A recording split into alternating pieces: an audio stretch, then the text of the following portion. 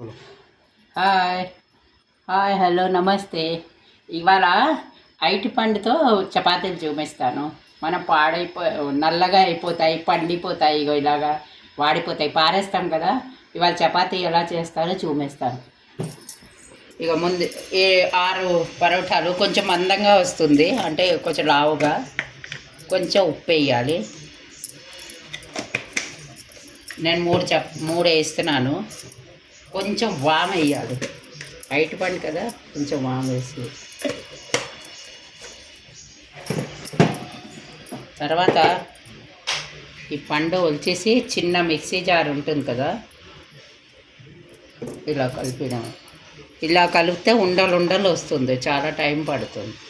అందుకు ఒక్కసారి mixie jar తిప్పేసి కొంచెం పాలేసి అందులో అదేమో తీసేయాలి, అంటుకోదు.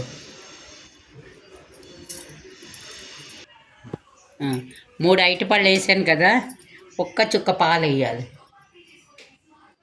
లేకపోతే తిరగదు, అంటుకుపోతుంది.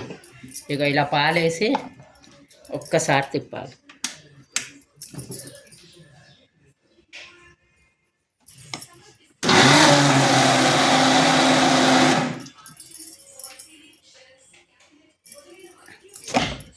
ఇగో ఇలా తిరిగిపోయింది కదా. ఇప్పుడు ఇది పాలలో ఉప్పు వాము వేసాం కదా, వేసి ఇగో ఇలా పోసేయాలి శుభ్రంగా. పాలు వేస్తే ఇలా వస్తుంది, లేకపోతే ముద్ద ముక్కలు వస్తాయి. కొంచెం ఇందులో నీళ్ళు పోసేసి మళ్ళా ఇగో ఇలా కలిపేసుకుని ఇందులో ఉన్నది ఇలా తిప్పేసి పోసేయడం. నేను పిండి కలిపేసి మీకు చూపిస్తాను, గట్టిగా కలిపేయాలి. ఇగో పిండి ఇలా కలిపేటప్పుడు కొంచెం గట్టిగా కలపాలి, ఎందుకంటే కొంచెంసేపు నానుతుంది కదా.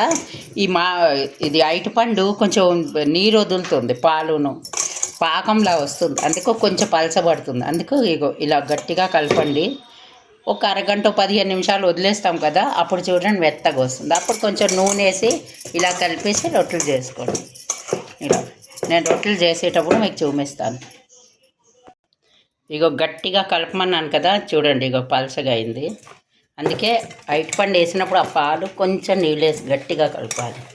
ఇలా ఇంకొంచెం ఉంటే జారిపోతుంది. ఇలాగా కొంచెం నూనె వేయాలి. పిండిలో నెయ్యి వేయొద్దు, రొట్టె చేసేటప్పుడు గట్టిగా వస్తుంది, కాల్చేటప్పుడు వేయచ్చు. కొంచెం నూనె వేసి కలిపేసి మన రొట్టెలు మామూలు పరోటా ఎలా చేస్తారో చూపిస్తాను మీకు.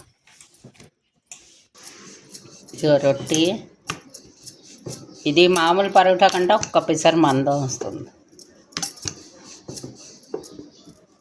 ఇందులో వాము, ఉప్పు, నూనె, అరటిపండు, పాలు అన్నీ వేసి కలిపాను.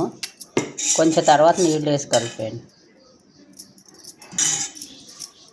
గుండ్రంగా రొట్టె చేసుకోవచ్చు, మామూలు పరోటా చేసుకోవచ్చు.